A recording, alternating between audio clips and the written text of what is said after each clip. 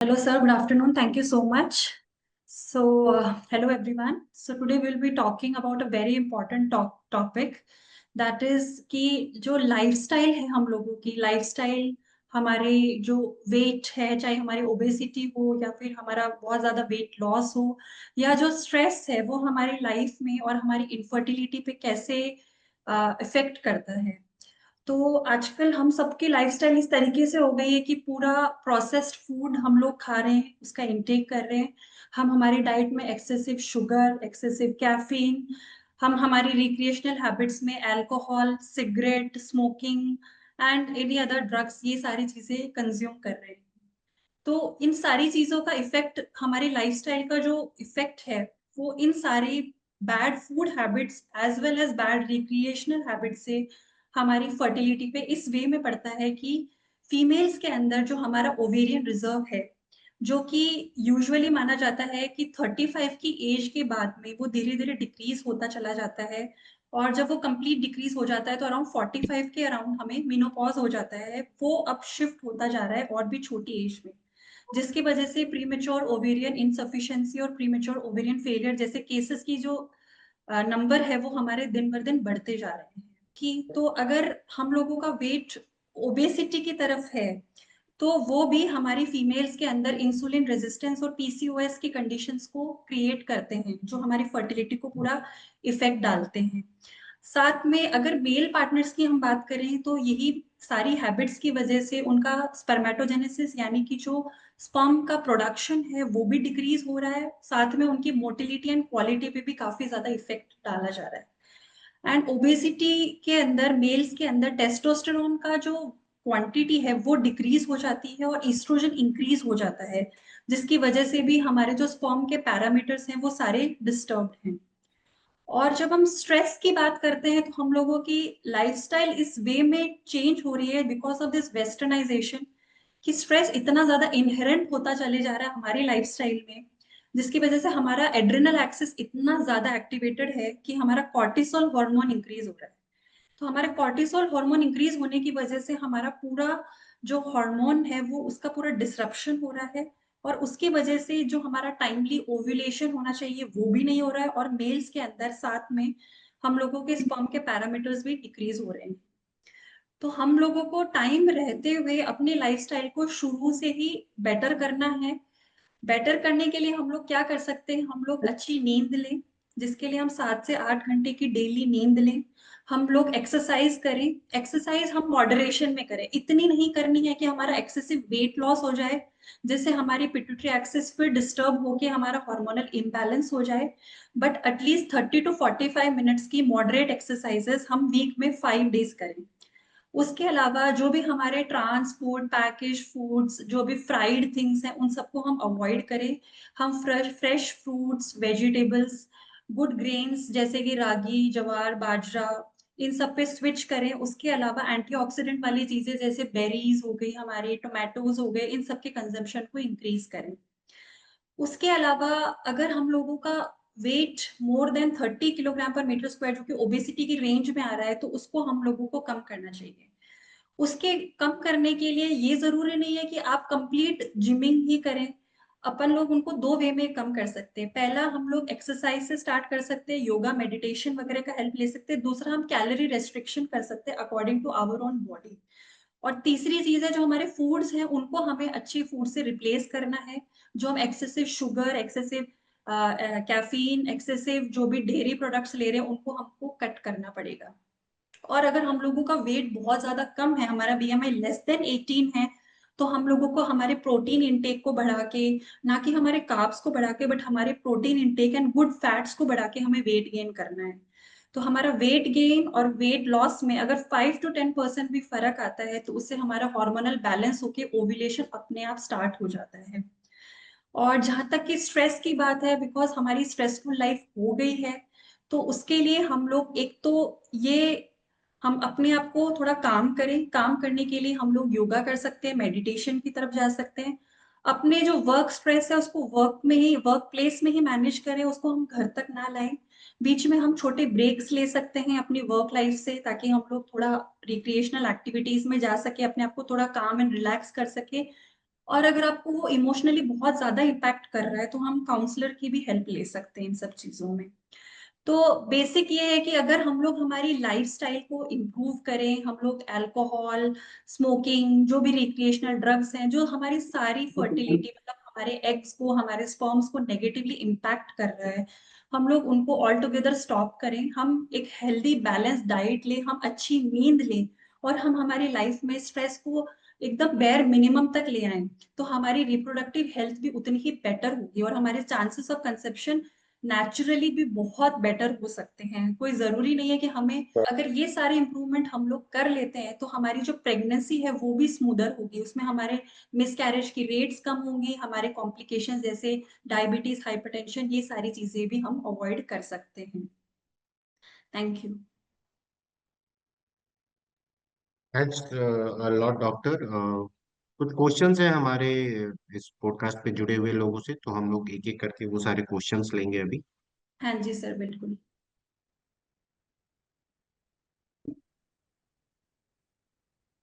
Hello ma'am. हाँ जी। हाँ जी ma'am, मेरा ये सवाल है कि जो आज के डेट में हम प्लास्टिक यूज करते हैं, प्लास्टिक के डब्बे यूज कर रहे हैं, उसका क्या हाँ जी। इम्पैक्ट है फर्टिलिटी में? ओके।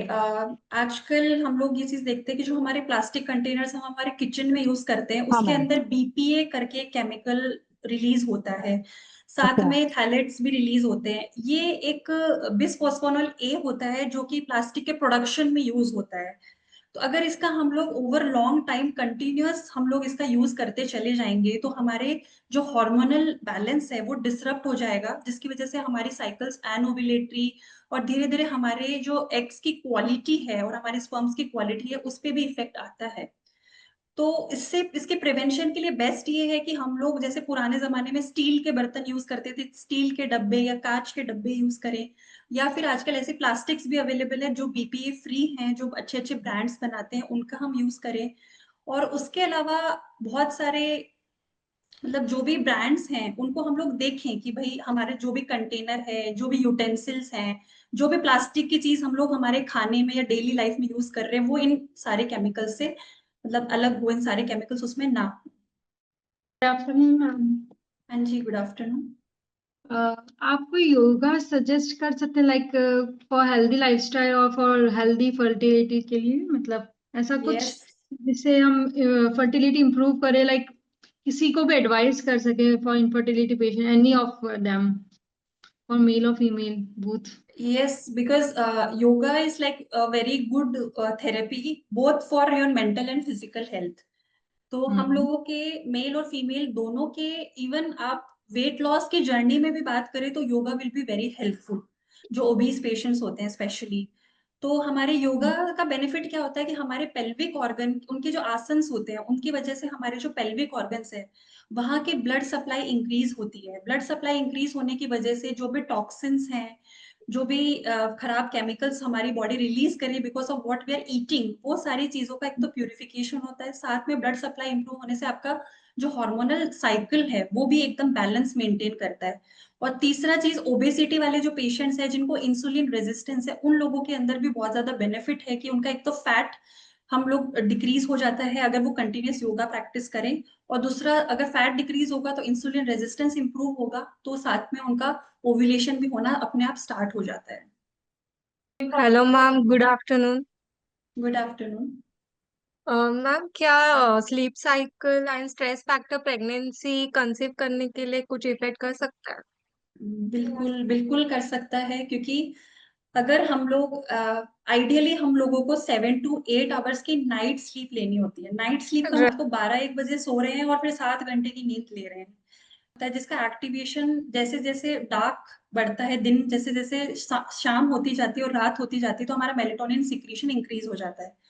तो आइडियली हम 8-9-10 बजे के अराउंड हम लोग सो जाएं और 7-8 घंटे की हम प्रॉपर नींद लें, तो हमारा जो मेलेटोनिन है एक तो हमें प्रॉपर नींद लेने में हेल्प करेगा, दूसरे हमारे हाइपोथैलेमस और पिट्यूटरी है उसके एक्सिस को मेंटेन रखेगा। वो मेंटेन होने की वजह से क्या होगा, हमारे जो एलएच और एफएसएच मतलब जो हमारे hormones are which are responsible for the production and working of our ovaries, they will be released in a rhythm, so that rhythm will be helpful for your fertility journey। वो आपके ovulation को भी maintain रखेगा, आपके sperm factors को भी maintain रखेगा। और जहां तक हम स्ट्रेस की बात करते हैं तो एक्सेसिव जो स्ट्रेस हम लोग ले रहे हैं आजकल हो जाता है, तो because of that activation of adrenal axis और कॉर्टिसोल हार्मोन की वजह से हमारा एलएच एफएसएच का जो रिदमिक रिलीज है वो पूरा डिसरप्ट हो रहा है, जिसकी वजह से हम लोगों का पूरा एक्सिस खराब होके और हम लोग फिर फर्टिलिटी इश्यूज के साथ फेस करते हैं। Hello ma'am, good afternoon. Good afternoon. Ma'am, मुझे ये पूछना है कि वेट ज्यादा या वेट कम होने की वजह से भी फर्टिलिटी पे कोई इम्पैक्ट पड़ता है क्या? हाँ जी, बिल्कुल पड़ता है, क्योंकि अगर आपका वेट ज्यादा है और आप ओबेसी या तो ओबीस हो या ओबेसिटी की तरफ हो, तो फीमेल्स के अंदर क्या होता है कि बिकॉज ऑफ ओबेसिटी हमारा ईस्ट्रोजन बहुत ज्यादा बढ़ जाता है। ईस्ट्रोजन जब इम्बैलेंस अगर वे में बढ़ेगा तो एक तो हमारे साइकिल्स इरेगुलर हो जाती है, साथ में उन लोगों के अंदर इंसुलिन रेजिस्टेंस भी हो जाता है। इंसुलिन रेजिस्टेंस और हमारा ईस्ट्रोजन की क्वांटिटी इंक्रीज होने से पीसीओएस जैसी कंडीशंस आ जाती हैं। पीसीओएस वो कंडीशन है जब आपके ओवरीज के अंदर एग्स तो बहुत हैं, लेकिन जो एक मंथली एलएच एफएसएच की वजह से एक्टिवेशन होके ओव्यूलेशन होना चाहिए, वो साइकिल पूरी आपकी स्टॉप हो चुकी है। और मेल्स के अंदर क्या होता है, बिकॉज हम लोगों का टेस्टोस्टेरोन तो डिक्रीज हो जाता है ओबेसिटी में और ईस्ट्रोजन कंटेंट बढ़ जाता है। ईस्ट्रोजन बढ़ने से हमारे स्पर्म पैरामीटर्स जैसे कि उनका नंबर कम हो जाना, उनकी क्वालिटी इफेक्ट हो जाना और उनकी मोटिलिटी पे भी इफेक्ट आता है, जिसकी वजह से हम लोग अगर नेचुरली प्रेगनेंसी कंसीव करना चाहते हैं तो उसके चांसेस कम हो जाते हैं। लेकिन एक चीज जो हमें पता है कि अगर हम ओबेसिटी पे काम करें, हम लोग वेट लॉस की तरफ जाएं, साथ में हम हमारे डाइट के अंदर भी इंप्रूवमेंट्स करें, तो 5 से 10% वेट लॉस पे भी हमें ओव्यूलेशन स्टार्ट हो जाता है और हमारे स्पर्म के पैरामीटर्स इंप्रूव होने लग जाते हैं।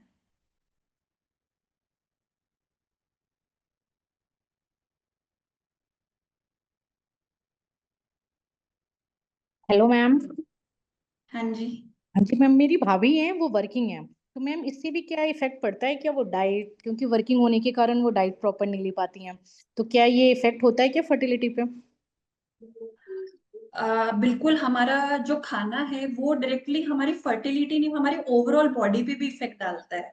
प्रोसेस्ड फूड्स की तरफ जाएंगे हम, एक्सेस हमारी जो भी वर्क प्लेस है वहां पे हम कैफीन ज्यादा लेंगे, शुगर लेंगे, वहां पे हम सॉफ्ट ड्रिंक ज्यादा लेंगे, या फिर घर की कुकिंग में हम ट्रांस फैट्स या फ्राइड फूड्स, ये सारी चीजें अगर हम इंक्लूड कर रहे हैं तो ऑब्वियसली वो हमारी लाइफस्टाइल धीरे धीरे हमें ओबेसिटी की तरफ भी ले जाएगा, साथ में हमारी फर्टिलिटी जो हमारा हार्मोनल बैलेंस है उसको भी डिसरप्ट करेगा।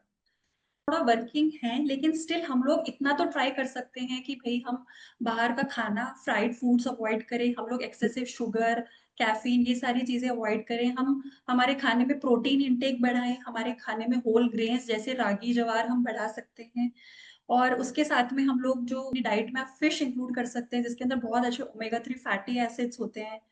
उसके अलावा जैसे कि हमारी बेरीज हो गई, टोमेटोज हो गए, हमारे नट्स हो गए जो डेली हम लोग बादाम, कैशूज ये सब लेते हैं, या फिर हमारे सीड्स हो गए जैसे सनफ्लावर सीड्स, वाटरमेलन सीड्स, ये वाली चीजें हम लोग इंक्लूड कर सकते हैं।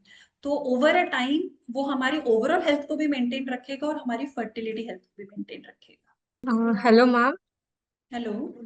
क्या क्या एज एंड लाइफस्टाइल का कुछ फर्टिलिटी पे इफेक्ट हो सकता है? हाँ जी, एज का अगर हम बात करते हैं तो बिल्कुल हमारी फर्टिलिटी पे इफेक्ट होता है, बिकॉज हम फीमेल्स के अंदर जो हमारी ओवरीज होते हैं उनके अंदर एक limited number of eggs are available for the whole life time, and every month when one egg is released उसके साथ में 10 और एग्स का एट्रेजिया यानी कि वो डिस्ट्रॉय हो जाते हैं। सो जब हम बात करते हैं कि हमारी एक फीमेल 30 की एज से छोटी हैं, तो हम ये बोल सकते हैं उनके हर एक एग 8% अच्छा पोटेंशियल रखता है to form an embryo. But यही एज जब 40 प्लस हो जाती है तो वो 8% से 2% पे चला जाता है। क्यों? क्योंकि because when age increases so the quality of your oocyte decreases, जिसकी वजह से हमारी एन्यूप्लॉइडी की रेट्स इंक्रीज हो जाती है। इसीलिए तो हम कहते हैं कि 35 की एज के प्लस हम लोगों के जो चांसेस ऑफ कंसेप्शन है नेचुरली वो धीरे धीरे डिक्रीज होते चले जाते हैं। तो हम लोग तुरंत इन एज पे इंटरवेंशन करें, या तो हम नेचुरल साइकिल्स में उनको सही गाइड करके इंटरवीन करें, या फिर हम लोग उनको कोई भी ट्रीटमेंट जैसे ओव्यूलेशन इंडक्शन वगैरह से हेल्प करें। और लाइफस्टाइल का फर्क दो वेज में है जो मैं बता चुकी हूँ। पहला है हमारा फूड, हमारी फूड हैबिट्स को हम लोगों को इम्प्रूव करना है। दूसरा मेन है आजकल हमारी रिक्रिएशनल हैबिट्स, कि हम लोग जो अल्कोहल कंज्यूम कर रहे हैं या हम लोग टोबैको कंज्यूम कर रहे हैं या फिर जो सिगरेट स्मोकिंग है या ड्रग्स इनटेक है, ये सारी चीजें हमारी बॉडी के अंदर एक ऑक्सीडेटिव स्ट्रेस क्रिएट करती है। And because of that oxidative stress, because our gametes are very sensitive, वो इतने सेंसिटिव होते हैं कि वो ऑक्सीडेटिव स्ट्रेस को नहीं झेल पाते और वो सीधा एक डिक्लाइन की तरफ चले जाते हैं। तो ये सारी रिक्रिएशनल हैबिट्स को हम लोगों को स्टॉप करना होगा, स्पेशली हम because of this modernisation of the culture. Otherwise हमारी फर्टिलिटी जो इश्यूज हैं वो एज कम होने पे भी ज्यादा केसेस प्रेजेंट करने लग जाएंगे। मैम फास्ट मैम फूड जो होता है, फास्ट फूड से भी कोई इम्पैक्ट होता है फर्टिलिटी पे? लाइक जी बात, वो जो ऑयल्स यूज करते हैं वो हमारे एकदम अनसैचुरेटेड फैटी एसिड्स होती हैं, जिनको वो बार बार एक ही ऑयल के अंदर बार बार चीजों को फ्राई किया जाता है। तो आप ये सोचिए कि वो ऑयल के अंदर जो भी हमारी फैटी एसिड है उनके कितना डिकम्पोजिशन होके वो हमारे फूड के अंदर हम लोगों को मिल रहे हैं। वेजिटेबल्स या क्वालिटी ऑफ, लाइक अगर हम नॉनवेज की बात करें, मीट और eggs whatever they are using, हमें नहीं पता है कि वो फ्रेश भी है कि नहीं, वो कितने दिनों से पड़ा हुआ है, उसका ऑलरेडी वो खराब तो नहीं हो रहा था जब उन्होंने उसको बनाने के लिए यूज किया है। हम तो सिर्फ टेस्ट के लिए उसको खा लेते हैं। एंड दूसरी चीज है कि हम लोग फ्राइड चीजें, लाइक अगर आप फ्राई फ्राई सारे दिन चीजें खाते रहेंगे तो आपका लीवर भी तो इम्पैक्ट होगा। वो एक ही लेवल तक आपके फैट्स को प्रोसेस कर पाता है, उसके बाद वो पूरा फैट जो है वो आपके डिपोजिशन करता है। और सबसे पहले जो एरिया जहाँ पे फैट डिपोजिशन होता है फीमेल्स में, वो है हमारा पेल्विक रीजन एंड थाइज। तो अगर हमारे पेल्विक रीजन के अंदर फैट डिपोजिशन स्टार्ट होगा, हमारा एस्ट्रोजन कंटेंट बढ़ेगा, तो हमारी हार्मोनल साइकिल डेफिनेटली हैम्पर होने वाली है। मेरा ये क्वेश्चन था कि जैसे हम ऑफिस में रहते हैं या हमारे हस्बैंड है वो स्मोकिंग करते हैं, तो मैम उनके सराउंडिंग रहते हैं, तो इससे कोई प्रॉब्लम या हमारी कोई इम्पैक्ट हो सकता है क्या फर्टिलिटी पे? वैसे पैसिव स्मोकिंग जो है, आपके हस्बैंड स्मोकिंग करते तो पहले तो आप उन्हें रोकिए कि वो स्मोकिंग है। दूसरी चीज है, पैसिव स्मोकिंग भी हम लोगों के लिए अच्छी नहीं है। पहली चीज, वो हमारी फीमेल्स की लंग हेल्थ को खराब करेगी। पार्टिकल्स तो हम लोग उसको इंजेस्ट कर ही रहे हैं, तो वो चाहे थोड़े क्वांटिटी में, लेकिन एक ऑक्सीडेटिव स्ट्रेस तो डेफिनेटली क्रिएट करता है हम लोगों की बॉडी। अपनी अर्ली प्रेगनेंसी में होते हैं, ठीक है, आपके अर्ली प्रेगनेंसी के स्टेजेस में अगर आप पैसिव स्मोकिंग वाले स्टेज में होंगे तो सारा ऑक्सीडेटिव स्ट्रेस आपके बेबी के अंदर ट्रांसफर होगा। तो ये पैसिव स्मोकिंग भी हमारे लिए बिल्कुल भी बेनिफिशियल नहीं है।